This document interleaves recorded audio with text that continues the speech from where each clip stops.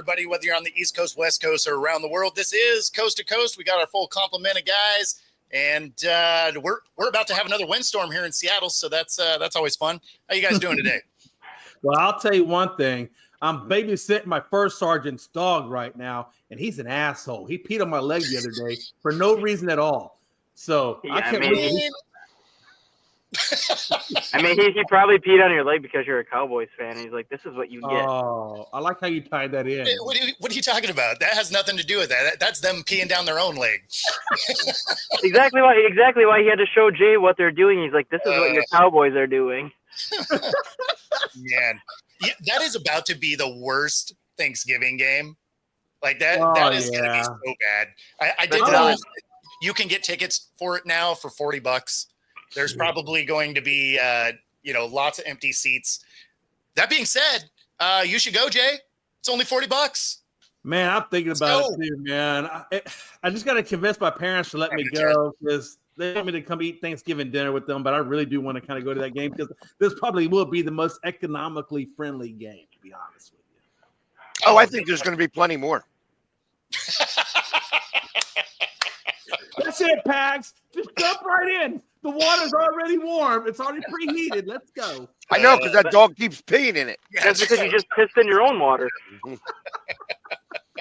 What's up, Joe? I mean, hey, Daniel Jones just got released this morning, so that means he's officially done in New York. Yeah, I was just now seeing that. Like, weird.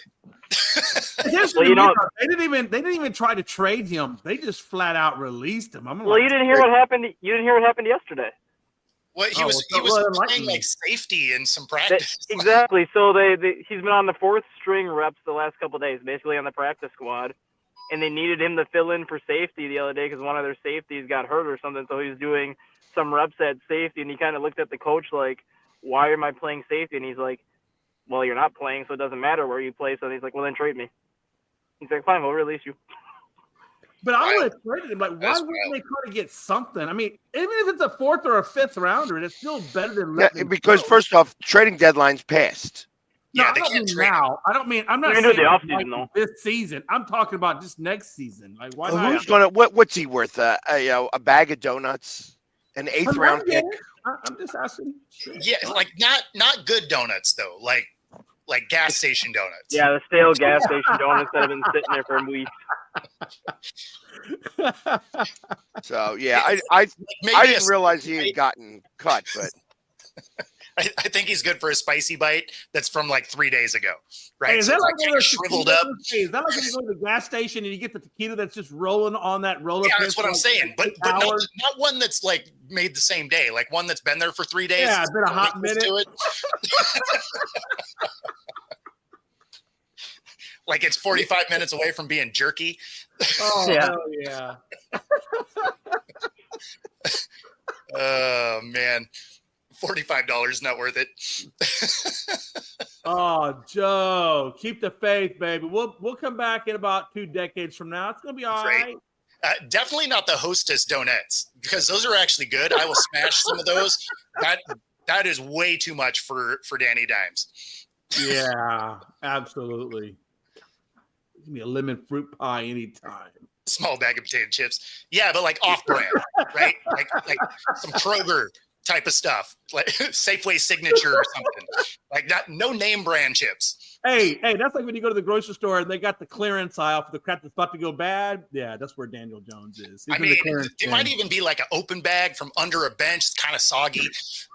No, I mean, at this point, Daniel Jones is at the food pantry looking for someone to pick him up. So, I mean, realistically,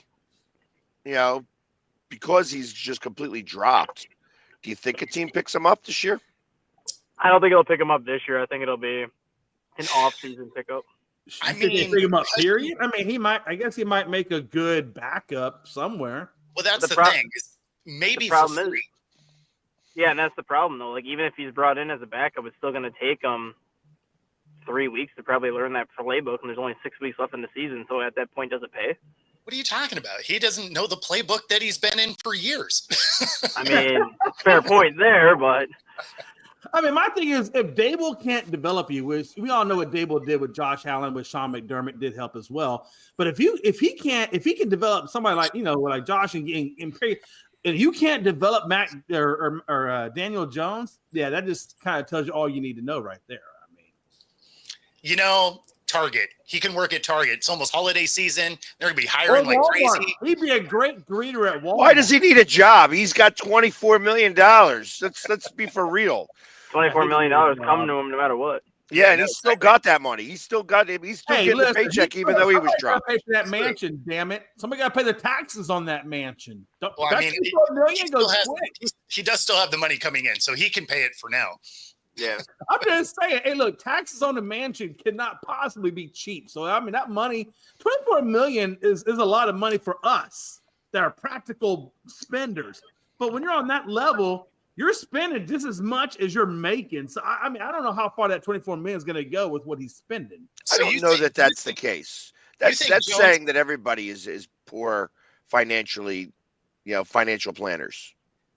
Yeah, I mean, not everybody, because you can take Hurts, for example. Like I told you earlier, Hurts has got hundreds of million, but yet he lives with his parents in a modest, probably $500,000 or $600,000 home in Humble, Texas. I'm not same thing with some people. Same thing with Justin Jefferson. Justin Jefferson is making $25 million this year because it's his fifth-year option. Then his big contract kicks in next year. He lives in a townhouse in Minnesota. No, he doesn't even live in his own house. There are people out there that do well with their money. I'm not saying that there's not, but there are a lot of people though that have gone broke on that money as well. And you know what I'm talking about. Oh, I know, but like Hurts and Jefferson are like prime examples of like younger NFL athletes that got paid at an early age, but yet they were smart with their money. Like Jalen Hurts living with his parents, he's probably not going to buy his big mansion until he's done playing football. Same thing with Jefferson. He even admitted that he doesn't need a big house. He doesn't need all these. Like he drives a Mercedes, but he doesn't drive like a Lamborghini or anything like that. He's like, I don't need that stuff. Marshawn Lynch never cashed a game paycheck. He lives solely off of his endorsements. Mm-hmm. Yeah. So all that game paychecks you went straight. So there are people that are really good with their money. I'm not saying there's not, but a lot of them. Well, I think even Allen Iverson. I don't know who got into his ear, but he actually listened to him and made probably one of the best investments. He put $21 million in a trust that he couldn't touch till he got to a certain age because he blew through all of that money. And then it finally came where he got his trust fund. And I think by that time he had already gotten smart with this money. So now he's good to go. But had he not set aside that trust, where would Iverson be? Well, yeah, that's the Brewster's Millions theory, right? Spend 30 million in 30 days so you don't go and get really dumb with 300 million. Yeah, there you go. $10 million. Jay, for once, you had a perfect segue since you're talking about the Sixers, and I know Pegs wanted to talk about his Sixers. I didn't really want to talk about him, but I might as well now. Last night we ended the show with whoever leaked the said Embiid said that he was a piece of shit. Yeah, so it's interesting that that's coming up now. It's like, oh, okay, that's it's funny that he called everybody a piece of shit. Well, then wasn't there kind of a report like late last night too that says Embiid will pay somebody if they can figure out who it was? I mean, it would make sense. Because he's like looking for like he came out and said whoever leaked that is a piece of shit or whatever. And there was another report that I saw that Embiid is doing what he can to figure out who leaked that, and he's willing to pay whoever can help him find who did that. He's willing to pay another piece of shit to out the guy. Yeah, pretty much. At that point, yeah. I want to pay another rat to find the rat. I like it. And then you two rats can team up together. Well, maybe Embiid should just stop being soft and actually be a hard-nosed NBA player, and then you won't have to worry about leaks and shit like that, man. I mean, come on. I think the team should be built around Maxey. I like Maxey. I think he's a hell of a ball player, and he's not soft. He speaks this truth, and he's not afraid to go to Embiid and say, "Look, why are you showing up late to practices and stuff?" Like he's not afraid to confront Embiid. I like that in him. That's what a leader does. There's already this much drama, and the season is barely started. By the way, the Rockets are 10-5. I like them apples, right? We're fourth in the West. I never thought I'd see the day. Trying for that in-season tournament. Because then that's the whole thing. I hate this in-season. Everybody puts so much. In-season tournament don't mean shit. Hell, the Lakers got the damn in-season tournament and won the damn thing, but yet couldn't win the damn title. Come on. What are we talking the only thing I like about the in-season tournament is the basketball courts. When they decorate them for that thing. Those courts should just stay like that the whole year. That's just another way. They wouldn't be special anymore. Another way for the NBA. Exactly, but I'm just saying, those courts are awesome the way they decorate them for the in-season tournament. That's the only part I like about it. Hey, what's up, Freddie Fred?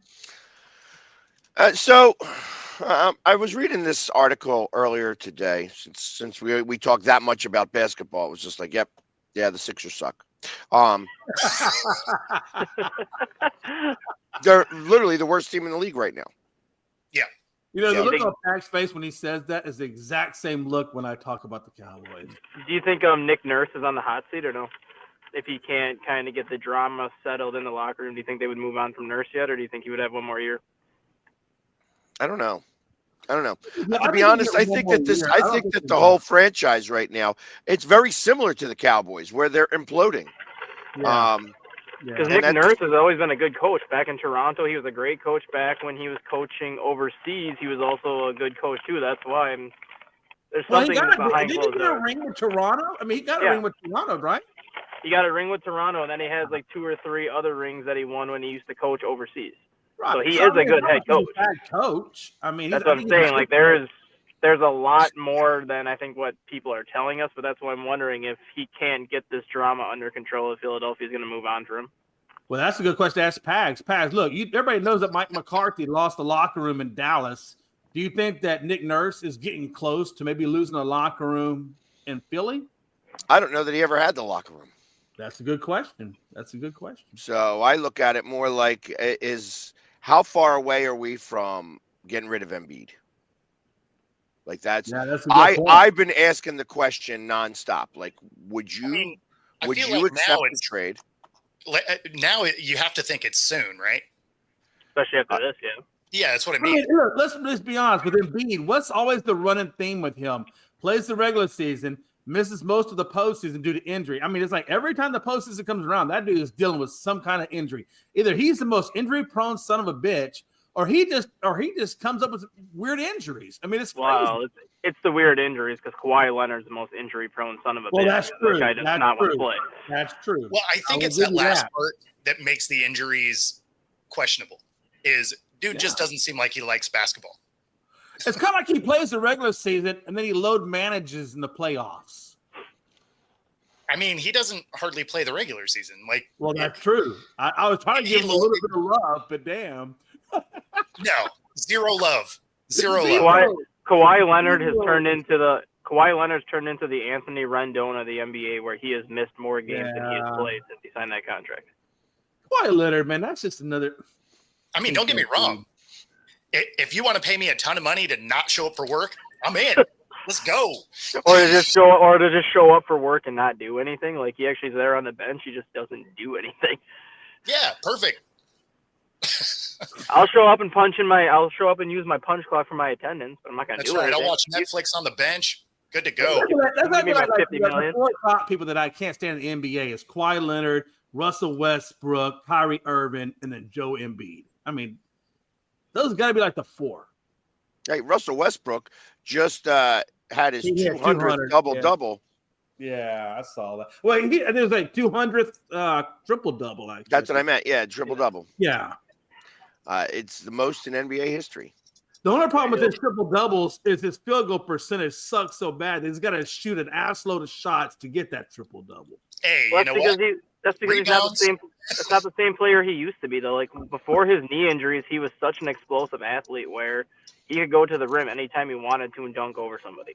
He's never been a great shooter. It was always his athleticism was what made him so good. Was he really a great teammate, though? I mean, when he was in Oklahoma City, he was a great teammate. And Durant and James Harden and Nick Collison, who was the center back then, will even attest to that. He said that he was a terrific teammate when he was in Oklahoma City. It's the fact that when Oklahoma started trading everybody away and then the injuries started to pile up, it just got to the point where he was frustrated to be where he was.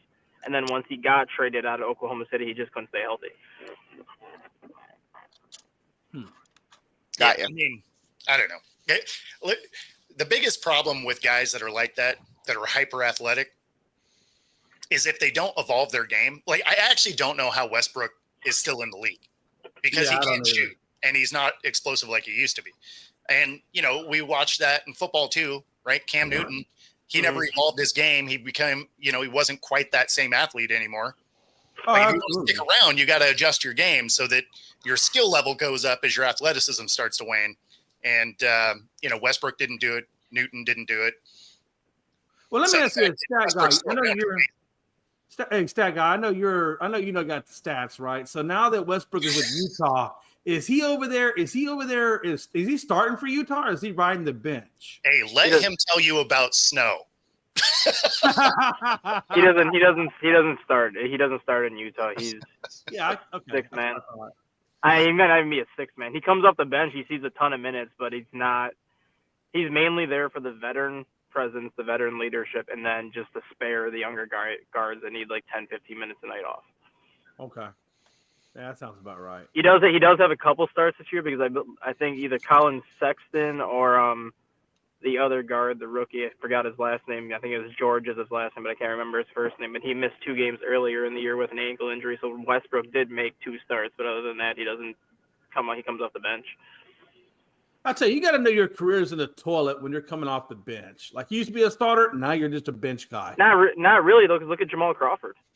Jamal Crawford was always. But Jamal Crawford really he wasn't like a superstar at the level that Westbrook was at, right? I mean, Westbrook was a superstar, and now he's just nothing more than a 6 man. I don't know. To me, that takes away from what you were doing in the NBA. Would you rather be a 6 man or would you rather not play? I don't know. I'd probably rather not play if it's going to destroy my legacy. Like, that Westbrook, great NBA guy, but wound up on the bench riding out the end of the pine. I mean, I don't know. To me, it's just a fall. It's like a fall from grace almost. I mean, I don't know how much money he's putting my way. Again, if you look at the money aspect, I get that. Like, but the legacy aspect is like, how did you finish up the NBA career? Well, I finished it out on the bench.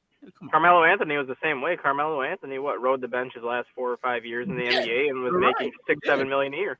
Yeah, and he's, like, if you're going to be a Hall of Fame guy and you can extend your career by being a role player and you're going to get $6 to $10 million a year, sign it up. But okay, that's my point. Like, and I'm not saying by any means that Westbrook was ever a GOAT, so I don't want to imply that. But I'm just saying, like, a lot of the great ones that were like that have legacies, they never rode the bench. They knew when to leave the game when the game left them. They weren't trying to get the money. They knew when their time was up, right? The thing with Westbrook, though, he just got his 200th triple-double. So it's not like he's not producing when he's on the court. He's just not that 25 to 30-point scorer anymore. Triple-double. Is that triple-double really that impressive when your field goal percentage is in the toilet? Is it really that impressive? The thing is once he goes into the Hall of Fame, they're going to talk about the number of triple doubles that he had. They're not going to talk about 23%. I mean, I understand that narrative, and I get all that. I mean, they're not. I'm just saying from our perspective, it just looks like once you ride the pine, it's just. I don't know, man. To me, if you're like a big superstar and then you ride the pine, it's almost like diminishing who you are. Like, you're just hanging around the league to hang around. Man, I'm making money. Maybe I get one more triple-double to break the record. If you're trying to get those accolades, great. But you got the accolades off the bench. It's not like you're starting to get those accolades. I mean, at the end of the day, I'll take the $10 million to not murder my body. Every year. I would too, damn it, but I'm not a superstar. I'll take anything they give me. Hell, I'll take the fucking crumbs off their plate. I don't care. I mean, you don't have to show up all the time. You're not going to play a lot of minutes and you're getting $6 to $10 million a year. Like, I'm in. Let's go. Like, I'll do that. I am about it. Hell, I'd take all the free NBA shoes that they get. The Nikes, another worth some money. Let's go. I'd do it just for that. See, you're killing your own point, man. No, I'm not. I'm just saying the point of, like, you're right. They get so much money that, I mean, I would take whatever I could get too, but that's just because I don't have what they have, right? So it's enticing. I mean, any one of us would. But they're not like us. They're a different, athletically, they're a different specimen. Right. Sure. You're still going to take the money and run. Like it's I mean, Jay, he's making $6 million to play 82 days, or to basically work 82 days. Oh, I get it, man. I understand that. And not even all 82 days. No. So I mean, let's be honest. Let's be honest. I guess maybe that's why you're never going to see LeBron ride the pine, or you're never going to see D Wade ride the pine. You're never going to see Jordan ride or Pippen. D Wade did. Those guys ride the pine. Yeah, I was going to say Wade did. Dwayne Wade did it. Did he do it? Last 2 years when he reached was that when he went to Milwaukee that he rode the? Okay, if he went to about the Milwaukee part, yeah, I get that. Dwayne Wade was when Dwayne Wade went back to Miami for the final 2 years of his career. He was only playing like 15 minutes a game. They literally just brought him back as the veteran presence off the bench and just basically brought him back to retire as Miami. I remember that. I thought they were going to bring him back just to retire as a Heat player, though. No, they gave him a 2-year deal because he said he still wanted to play, and they just kind of explained the situation they were in. They're like, if we bring you back, you're not going to start, you're not going to play a crap ton of minutes. We'll give you $9 million a year to basically play 15 minutes a game. He's like, fine, sign me up. Yeah. I mean, he might be, and that's a win for them because that helps put people back in the stands. Yep. So. Yeah. Hey, another news. I'm very close to not being a Vikings fan anymore. If the rumors happen. Man, if you listen to you talk about the Vikings, I don't know that you were a Vikings fan anyway. If they seriously go after Aaron Rodgers next year to be their quarterback, I am done. Oh man, I am done. I want you to know I called that. I said he's going to follow in the exact same footsteps as Brett Favre. I hope so. He won't go to Minnesota. I will be done. The best part about that is if he does go and you're like, the hell with the Vikings, and then they win. I wouldn't care. That is the one NFL player that I don't respect at all, and I wouldn't care if he went to Minnesota and won. I would be done. Like, at least I had some respect for Brett Favre when he went to Minnesota because I respected Favre as a player. I can't stand Rodgers. If he goes to Minnesota, I am done with Minnesota.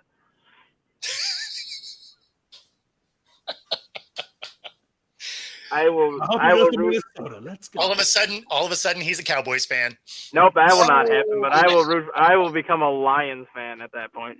Oh, you're just a bandwagoner. Okay, all right. I would because I'd have to figure out what team I'm going to root for going forward at that point.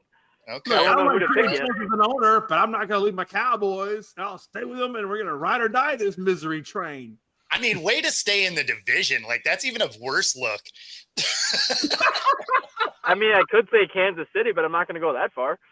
That's the same thing. Like, fine, I'll become a fan of my second favorite team then. All right. Who's your second favorite team? I don't even know who your second favorite team is. Houston. Oh, Texans. Yeah. Damn right. Okay. Let's come back to Texas, baby. Like I can get more into that than like, hey, let me just pick the best team in the league to root for instead.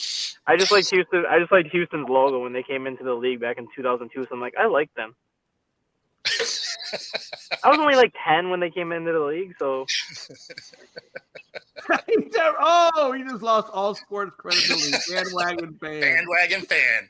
There we go. I'm only a bandwagon fan for one team, and I will admit to that, and I don't care. For college basketball, that's the only team I'm a bandwagon fan for. Oh, no.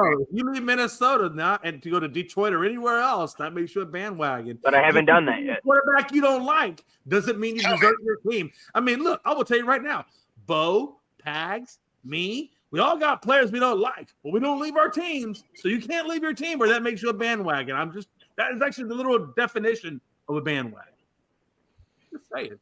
Especially the NFL has decided to flex the Broncos-Chargers game onto a Thursday night. Yeah. Oh, really? They finally did a Thursday night flex. Okay. Yes. I wonder how happy those time teams that they've are. done this ever. Wonder how happy those teams first are. one. This is the first one. That's awesome. So that should be a good game. The Browns and the Bengals will now get Sunday night. Wow. Or Sunday day. Oh, I was going to say, why would they do that? Just a 1:00 game now. So okay, no, that makes sense. I was like, Sunday night. Why ruin a Sunday night? Right? You know what I'm saying? Damn. I do like that flex. I do like that flex. That's a good flex. Yeah. I found it odd that the Browns were playing 2 Thursday night games so close to each other. Yeah. I mean, I don't know. They've done that a little bit. Like Seattle had them back to back last year. Back to back makes sense. Yeah. After Thanksgiving, playing another Thursday night game against somebody else who's also played a Thursday night game makes sense. Yeah. Because now you guys got the full week to be able to prepare for that. No, exactly. I think Minnesota had three. I think Minnesota had 3 Thursday night games in a 4-week stretch last year. Because they played Thanksgiving, Thursday night Thanksgiving, then the following Thursday they played, and then they had a Sunday, and then another Thursday game. I think they had 3 Thursday games in 4 weeks.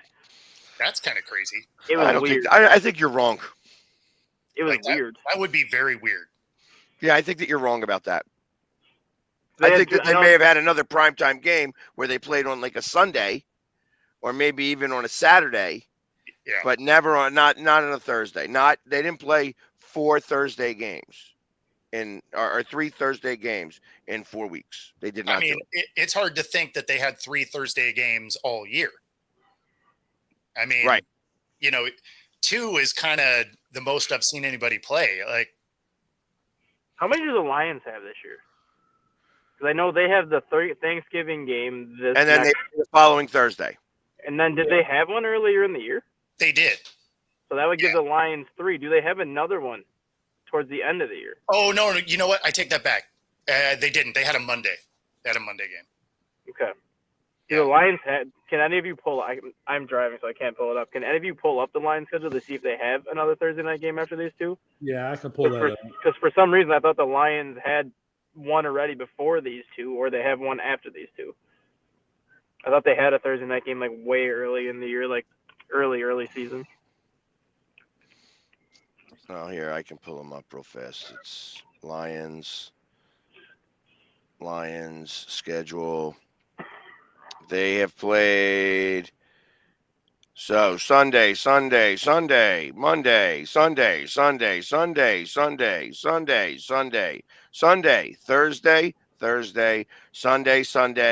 Monday, Sunday. So that was a Monday. Okay. Yeah. And I think week 18 they can play Saturday or Sunday, because isn't that the week that says January 4th or 5th? Yeah. There's those are all still to be determined. Yeah. Actually, it has it on Sunday the 5th at 1:00. It doesn't even have it as a to be determined. Okay. Well, they won't play on Saturday. They won't play on Saturday because they play on Monday. So that's why it's not a TBD. Oh, gotcha. So interesting how they have 2 Thursday night games back to back against division opponents. Mm-hmm. I find that to be interesting. So, go figure. But anyways, everybody saw that game last night, right? Yeah. First half. Oh yeah. Yeah, the snow. I knew there was 2 things I could have swore I would have been specific. And now I don't know. Was it over? Yeah, it definitely went over. Yeah, it went over. So it was the over under. Everybody was taking the over, and everybody was taking Pittsburgh. So I knew, sure as hell, Pittsburgh was not going to win this game. It was like 82% of the public was betting Pittsburgh. So, I mean, you would think naturally, given the talent of both teams, you would think that Pittsburgh should have got it, but that's not the way it worked. Yeah, you're right. Your Steelers did stink last night. I mean, well, for how well the Steelers have been playing, I mean, even last week they didn't look great last week against the Ravens, but they still won. But you knew that a clunker of a game was going to come from them at some point, just because of how well they've been playing. Like you don't think 6 field goals was a clunker of a game? No, they still won that game though. Like yeah, but that wasn't because of them. That was because the Ravens shot themselves in the foot. Like with the Lions too. Like the Lions have won 8 games in a row since they lost to Tampa Bay in week 2. You know, at some point a clunker of a game is going to happen. Is it going to happen against Green Bay? Not next Thursday, but the Thursday after Thanksgiving, like last year when the Packers went into Detroit and blew the doors off of Detroit on Thanksgiving? Or is it going to happen the week after they play Green Bay, because they're going to come off of 2 Thursday night games, have basically 10 days off between their next game? Lions are going to have a clunker at some point. I mean, every team that gets on a long win streak has a clunker at some point in the season, like this time of year. And it's kind of what they use as like that mental. The Lions had theirs. They just happened to win. Because, I mean, 5 turnovers generally doesn't equal a win. So I never mean, does. that was the clunker of a game. They just happened to somehow pull it out. And this is because it's a divisional game, Joe. Never rule like you throw records away for divisional games. You know, and it doesn't matter what division it is. Packers-Bears, prime example last Sunday. Nobody thought the Bears were going to be in a position to win that game against the Packers last Sunday. Like everyone had the Packers winning that game. Every team will drop one to a losing team. I mean, sometimes it just happens. You have a bad game. You know, it's not indicative of who you are. You just had a bad outing. And that's snow. I mean, that played a factor in it too. I mean, a lot of things played a factor in it. Well, for the Steelers were incredibly consistent in the way that they were bad on offense, bad on defense, bad on special teams, bad on play calling, clock management. Like literally they got in their own way the entire night.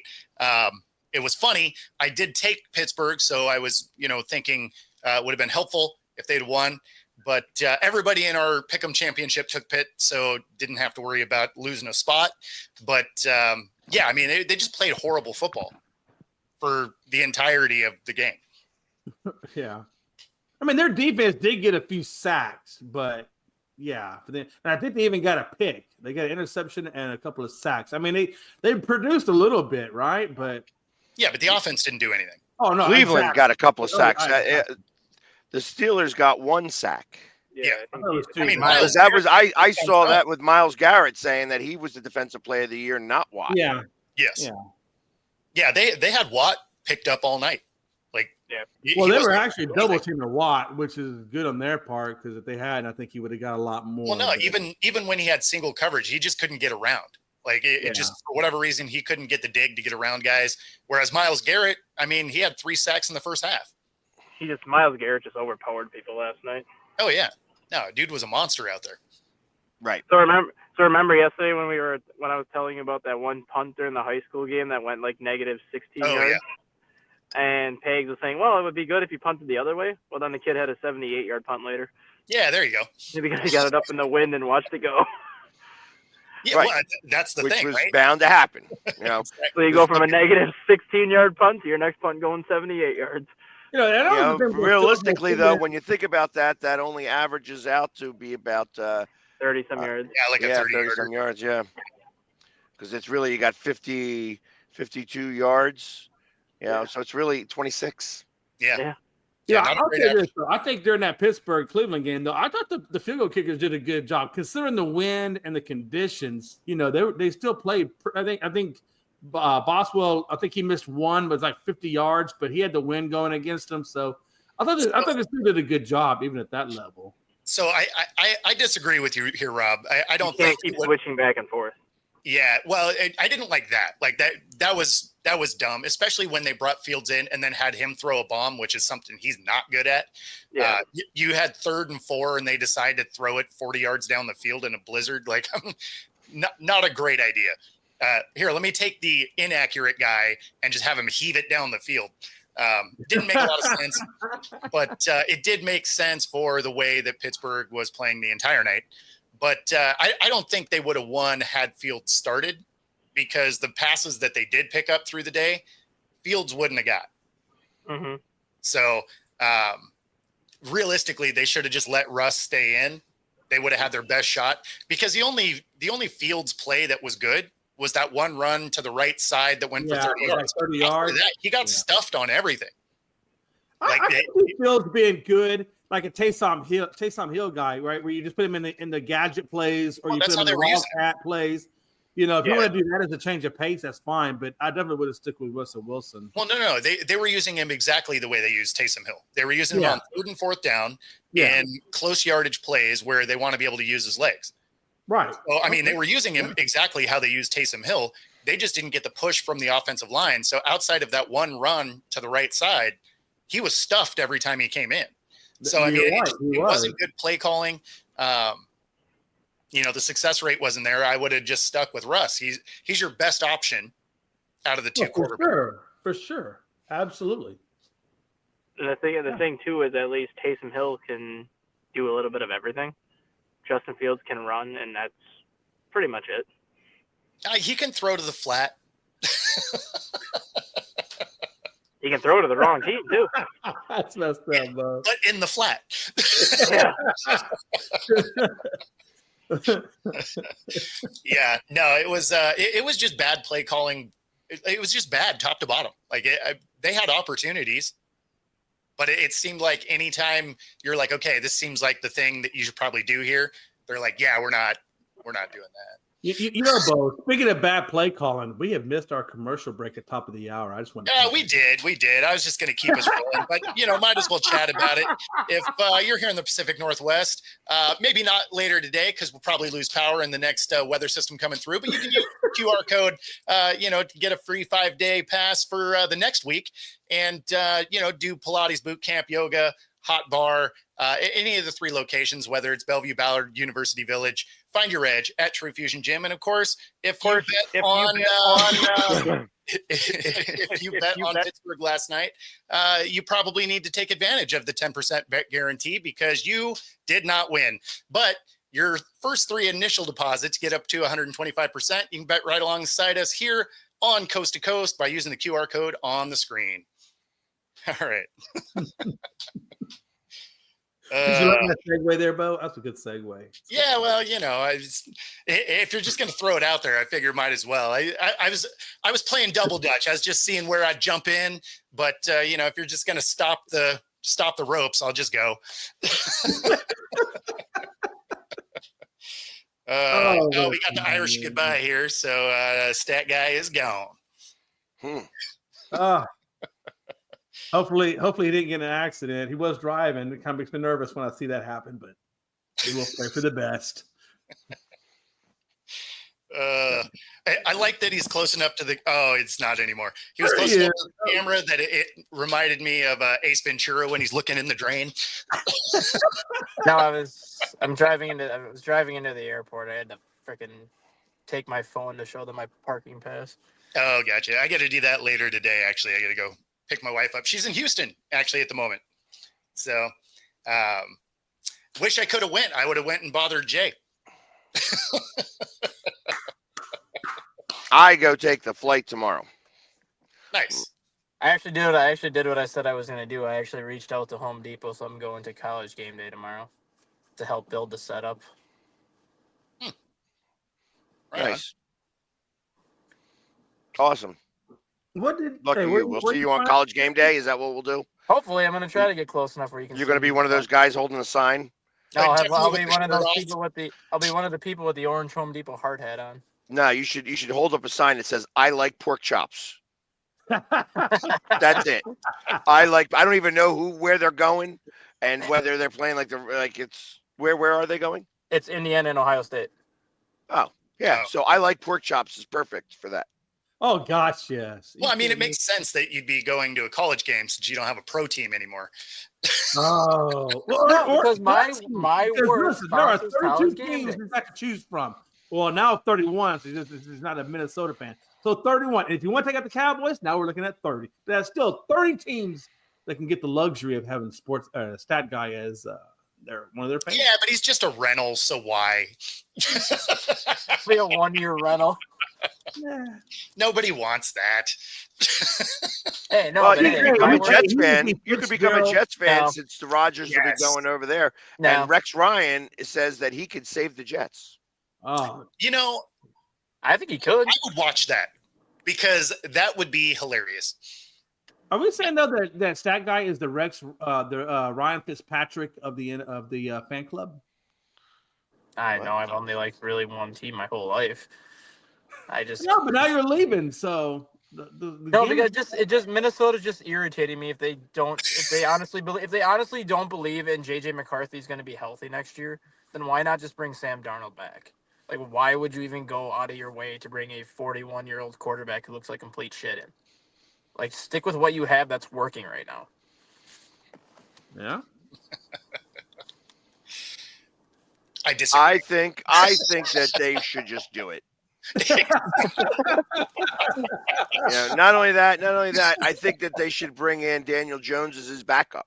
Oh, 100. Or make Daniel Jones the quarterback coach. Let's go. Why not go? Why don't we just go get Deshaun Watson as our backup while we're at it? Yeah, Let's do it.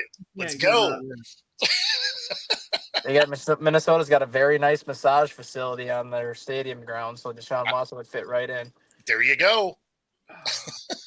And that rookie's not going to play ever again, right? That's just hog, Well, he'll play, but if he just had his second knee surgery now, like how far behind schedule is he? I don't know. Oh yeah, you get McCarthy too. There we go. See, now we're thinking. I don't want McCarthy as my head coach. I got a better idea as my head coach. Yeah. I want Dennis Allen.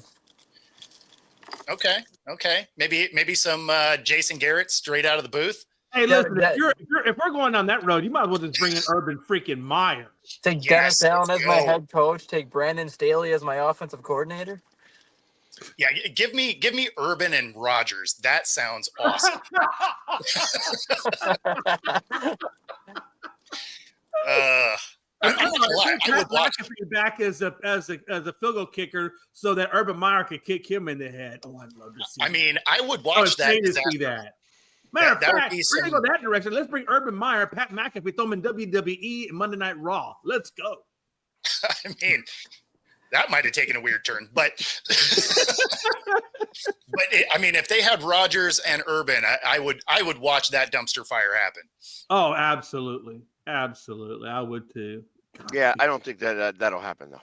I want to see Rodgers stay. I want to see Rodgers and Rex Ryan butt heads. That's why I'm hoping he stays in New York and Rex Ryan gets that job because I want to see those two butt heads. Oh, they'll definitely butt heads. Oh, that would be amazing television. Because Rex Ryan already has a short fuse. So, exactly, that would be amazing television to watch those two butt heads in the middle of the game. He would bench Rodgers 100%. He would pick him up and throw him on a bench. He said butt heads. he would literally. He would do what Mike Sherman did to Brett Favre. He just said butt heads. He would do what Mike Holmgren did to Brett Favre back in the day, where Mike Holmgren literally grabbed Favre by the jersey up by his neck and pretty much was like wringing his neck on the sidelines, and then sat Favre down. Rex Ryan would pick Aaron Rodgers up and throw him onto the bench. I'm with it. Let's go. That seems awesome. Or would he throw him in the dark room for more counseling and therapy sessions? He would throw him onto the bench, and then they would fill his water bottle with ayahuasca. What? He not ayahuasca, the ayahuasca. No high. There's no H. Hey, it gets him high whenever he's drinking out of it. So hey. He would fill his water bottle up with that, let him sit down for a couple quarters, ask how he's feeling. If Roger said he's feeling higher than a kite, do you guys know how that's done? Do you guys know how that's done at all?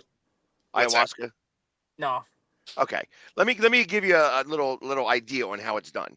You actually get a burn. You put a burn somewhere on your arm. Usually it looks like a little cigarette burn, and then you take like a needle and you run it across a poisonous frog, the skin of the poisonous frog, and then you put that onto your skin at the burn mark. That's what happens. That's how you take ayahuasca. You don't put it into water. Just so that you know. And knowing is half the battle. Cue the G.I. Joe music. Very interesting. It's amazing what you could learn on the internet. Yeah. Did y'all see that Robert Kraft was denied his Hall of Fame bid? Oh, that was interesting. No, He's denied it. Why is he denied it? Well, I just saw it on ESPN. I was going there to see what headlines, and it said Robert Kraft, the Hall of Fame committee passes over Patriots Robert Kraft again. So apparently, this isn't the first time he was denied. I guess it's denied multiple. Oh, so it's not denied. He just wasn't selected. Yeah, I said his bid was denied. Well, can he go into the Hall of Fame if he's still active though? Yeah, he's an owner. Yeah, okay. As an owner, you can. Yeah. So it's just GMs and coaches that can't until they're done. I'm actually not even convinced a GM can't. I think it's just players. Okay. Yeah, the players, they make you wait the 5 years, but everything else I think is still open game. Yeah. Sweet. Let's go Robert Kraft. Yeah, I'm surprised.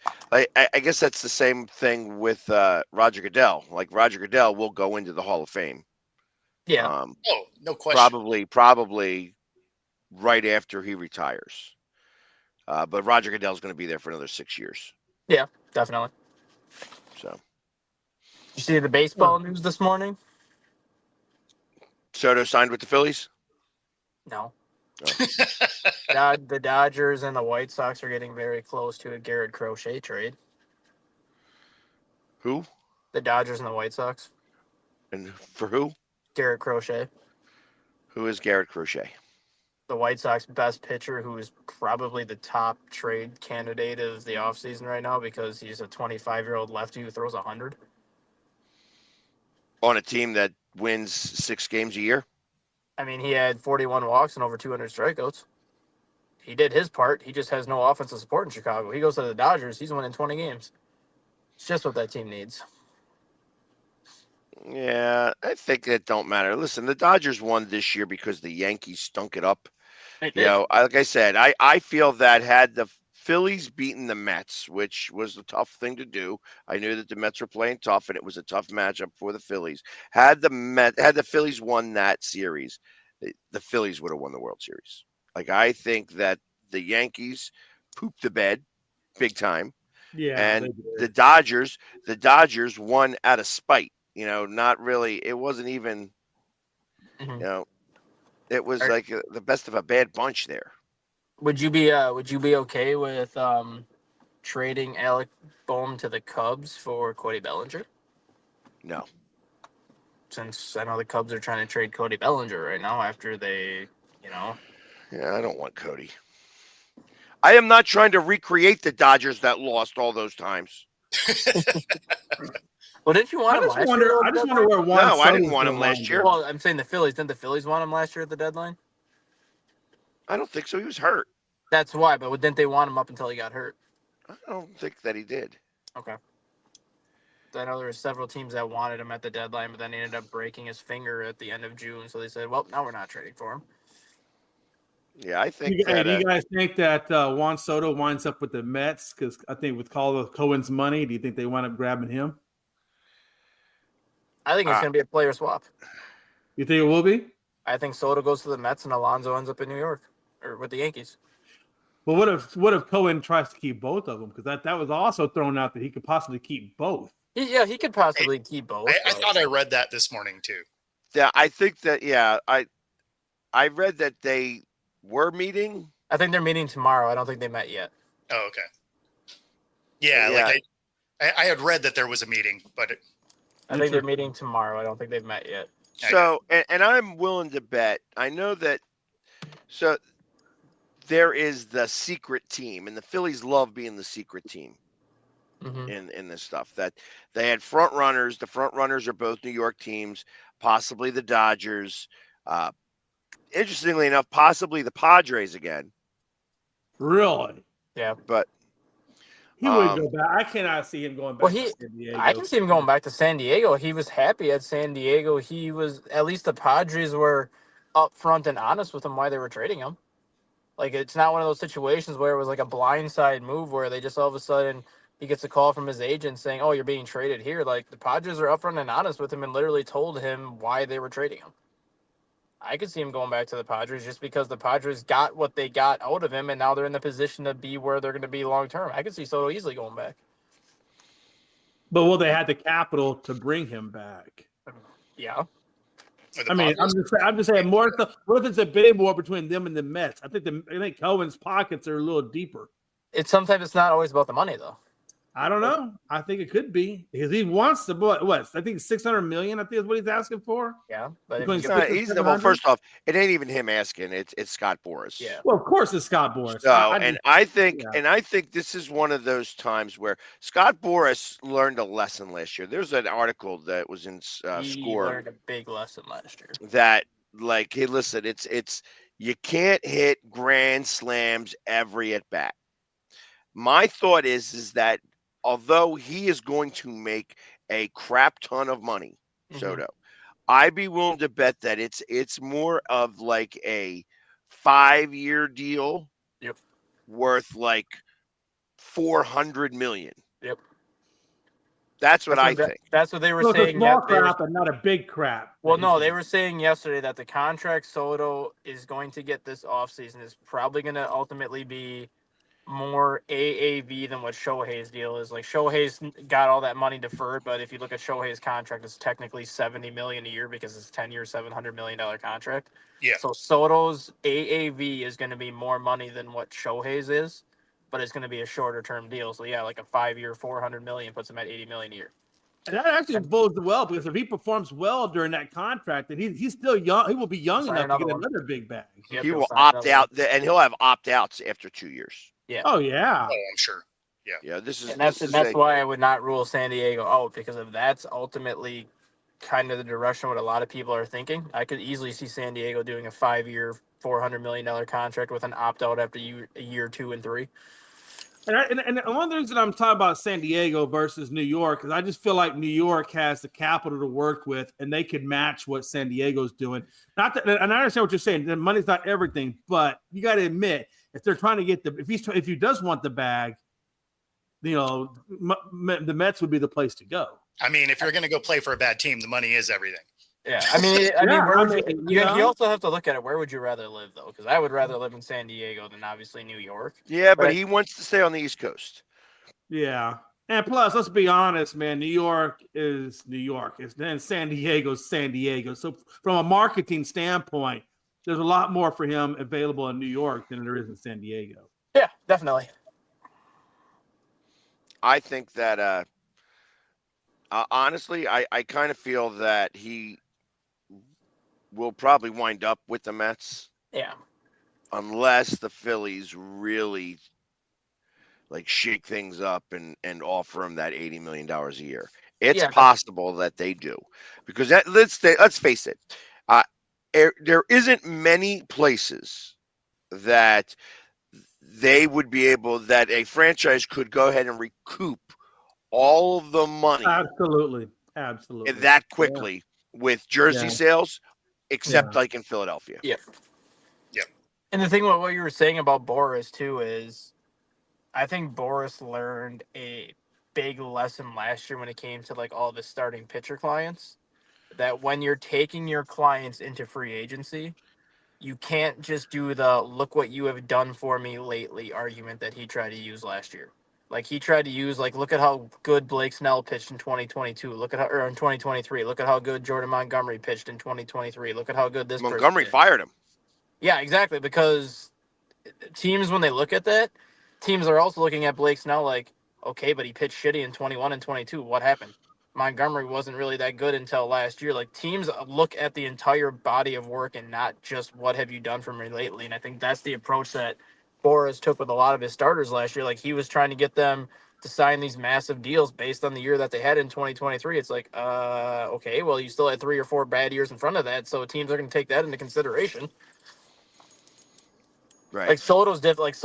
Like Soto's been such a consistent player since the day he started playing. Like Boras can make pretty much any argument he wants, and teams, they can look at the body of work, they can look at what he did last year, and it's going to be like, well, he's produced since the day he came on the field. So if you're asking for this, chances are you're going to get this. But if he goes back into free agency with another pitcher client, I don't know who he's got left for his pitchers, but all of a sudden he's like, oh, my pitcher was like 15-3 last year with a 2.3 ERA. Okay, but he was 25-36 the 3 years before that. So, yeah, and you're right, Rob. We are never in the mix for any of these high dollar guys.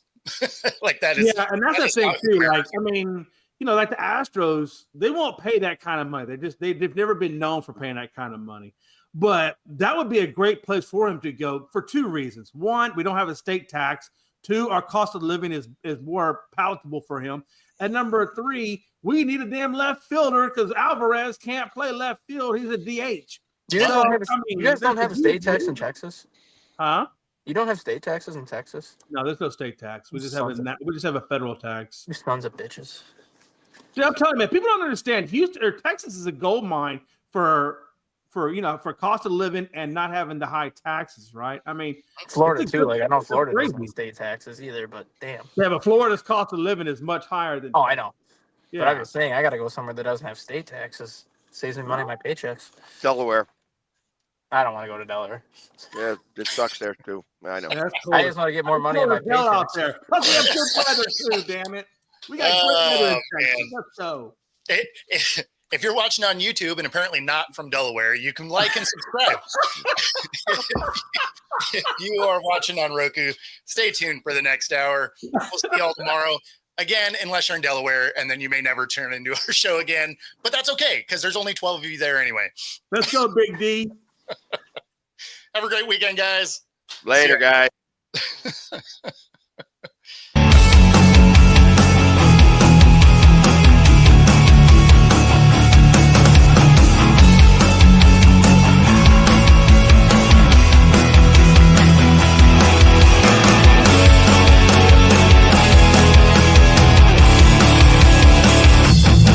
Introducing National Streaming Sports, live and on-demand sports talk programming that you can access 24/7. For the premier sports talk experience, tap into our Roku channel. Start your mornings with Mac and Jack covering all the weekend sports action. Then pour a cup and enjoy all the sports you can drink on the Coffee and Sports podcast. At midday, talk sports from east to west on the Coast to Coast podcast. Followed at night by some hot girl talk with Prim and Proper Sports featuring Sonia Pearson. Talk boxing on the Gloved Fist. Yankee fans tune in for Start Spreading the News. And there's more on the College Sports Huddle and Sports Scope with Robert Butler. There are 20 podcasts in all and 70 weekly shows giving us a 3.4-star viewer rating. To find us on Roku TV, search for National Streaming Sports on the Roku search bar. Click on the logo and you're in. National Streaming Sports.